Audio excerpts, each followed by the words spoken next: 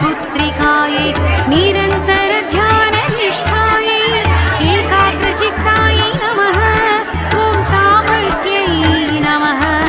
ॐ श्रीकर्यै नमः।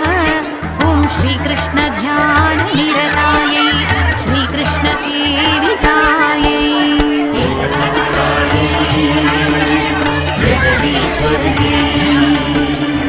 एकचित्तायै जगदीश्वर्यै नागलोकरक्षिण्यै क्षीरप्रियायै पञ्चभूतेशे